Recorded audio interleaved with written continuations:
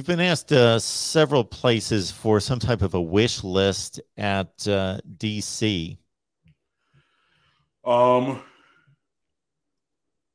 me, I think it comes down to Derek Mason or the Schaefer guy from Georgia.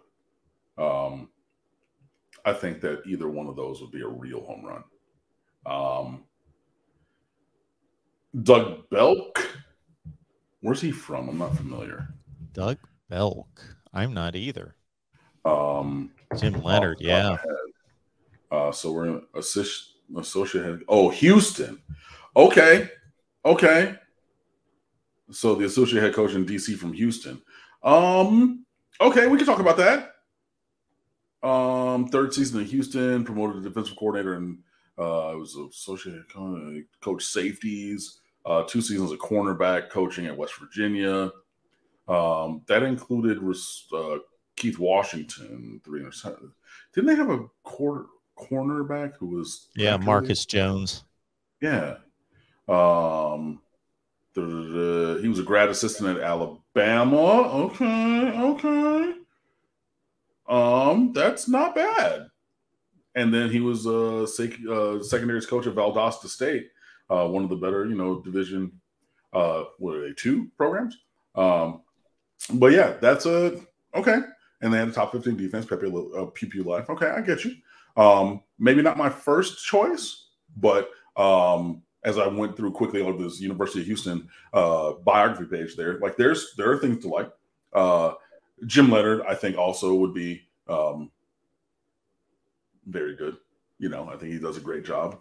I think he's one of the best defensive coordinators in America, to be perfectly honest. So if you can get him down here as well, yeah, that'll work. Former All-American safety at Wisconsin, for those who are unfamiliar. So obviously, you would slide T-Rob to corners and let him coach safeties because, but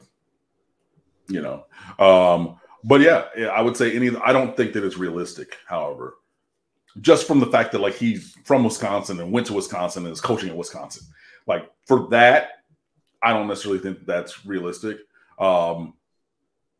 If you want to maybe gamble a little bit on catching someone on the upswing, maybe you go with a Belk.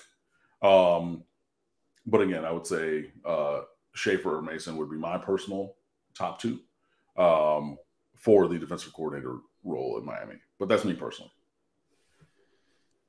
Jim Leonard has a string of top 5 to 10 defenses nationally, like every year. Yeah. Since he got there, they were like they weren't bad. They were like in the 30s or 20s. And then he got there and it was like top 5, like every year. So, I mean, yeah. Would I take him in Miami? Absolutely.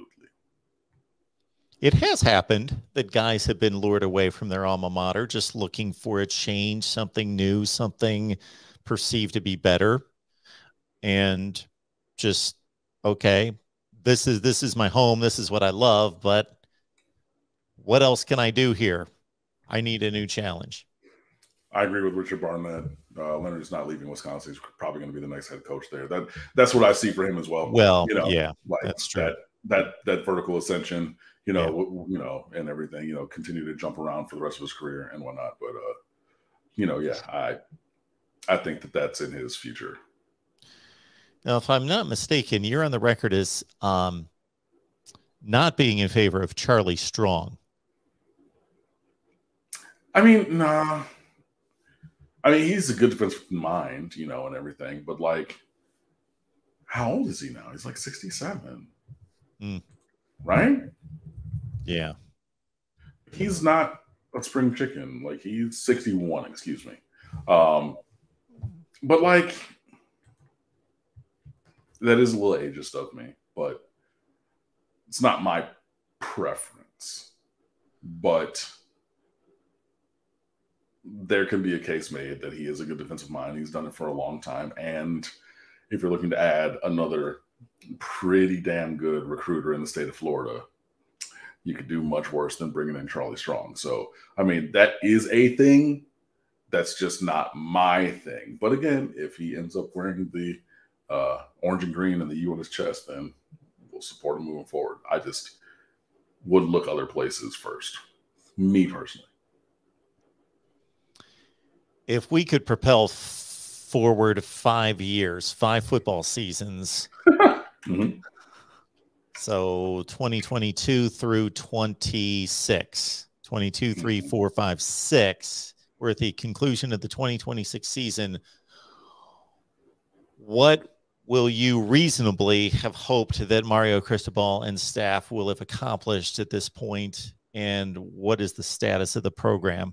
Elevating the talent on the roster, for one. Really just, really getting Miami into being one of the elite, like the handful of elite rosters in America. That's for first. That's first things first. Second things first, I need at least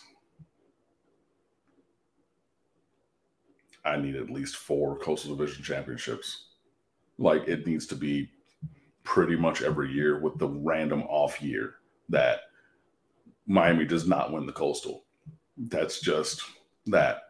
On top of that, of those 4, I need at least 2 ACC championships. And all of the other surrounding accoutrement that would go with that. If you're winning the division and getting to the championship game, you're going to be playing in premium bowls. You win it at least twice out of the 4 times that you're there. There's conversation to be had about college football playoff or more, you know what I mean? Like, all the other things. And anything past that, it does take a measure of luck. So I'm not going to sit here and say, well, it has to be. I would think that in the first 5, if you're going to strike while the iron is hot, and everybody's really fired up about you coming down here and everything, and you're going to try to, get that 6th national championship ring, it would be earlier on than later, because usually you don't, see guys who are just kind of flatlining, all of a sudden 10 years into their tenure that's been 8-4, all of a sudden they're national championship team and coach. So I would think that if you're going to get that, it would need to be in this near time frame. But then again, like I said, if you're winning the Coastal 4 times, if you're winning the ACC championship at least twice, and that would probably bring with it. And the other thing is not doing the random play down to the level of the likes of the teams that we played down to and below the level of, and pissed away other opportunities, and really, instead of being the nail, return to being the hammer, as it were. You do all of that, or you expect all of that, or, we're looking in the rearview mirror after the 2026 season, and all that's happened. I think that Miami's in a really good place. And I don't think that anything that I've put forth is at all unreasonable. And if anything, I might be even hedging a little bit, because, 2 out of 4 in the ACC championship game, that's not really necessarily even great. You really would like to see, all 4, if not 5, I don't necessarily think 5, just because obviously we've never won it. So winning 1 and continuing, but 3 to 4 ACC championships, in 5 years, and really putting this, thing together, taking the governor off of the engine of this Ferrari and letting it run. Like, those are the things that I would reasonably expect to have happened after 5 years. Yeah, I don't have any pushback to that. That seems reasonable. Again, high expectations, but reasonably high expectations, meaning, it's already the best roster in the division. So that gets you to a place of playing in the conference championship game. Right there. With just capable coaching. If you don't give it away. And look, I know you're going to have. Sure. And I'm not even saying that it's going to be playing NCAA 14 on freshmen, where you win 947 games in a row by, by 8 million points. Would I love that? Yeah. But that's not realistic. So I'm not even saying that we have to go undefeated every year. I would love it, but that's not realistic.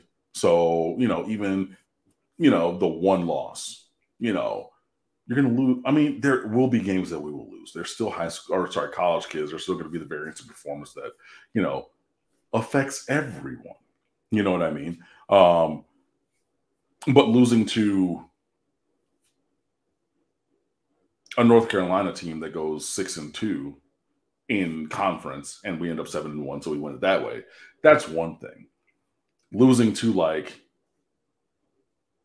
some of the teams that we've lost to recently, who have not done that. Even North Carolina last year, who really wasn't even that good. You know what I mean? Like those are the things. Those losses to teams that are 4-4 and 3-5 in conference and things like that.